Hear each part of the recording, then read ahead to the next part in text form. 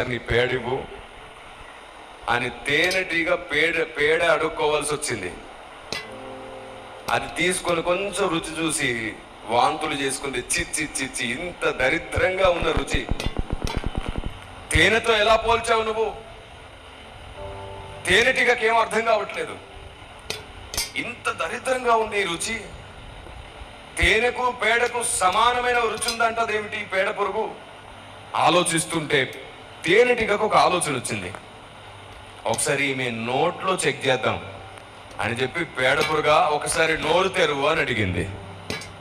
అది పెద్దగా నోరు తెరిస్తే తేనెటీగ నోట్లో తొంగి చూసింది. ఈ బుగ్గన ఇంత పేడ పెట్టుకొని ఉందంట పేడ పురుగు.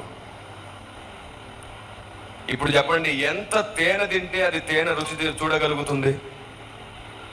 ఎంత తేనె తిన్నా దానికి రుచి ఎందుకు తెలియదు? లోపల ఆల్రెడీ పేడ ఉంది. అలాగే నువ్వు దేవుని రుచి చూడాలంటే నీ సొంత బుద్ధి, లోక జ్ఞానము, నీలోని తెలివి తక్కువతనము, నీ సొంత ఇష్టాలు, నీ ఆలోచనలు మొదట వాటిని పక్కన పెట్టడం అలవాటు చేసుకో. ఆయన నీ ప్రార్థన గదిలోనికి రావడం ప్రారంభమవుతుంది. ఆయన నువ్వు రుచి చూడగలుగుతావు. యెహోవా ఉత్తముడని రుచి చూసి తెలుసుకో.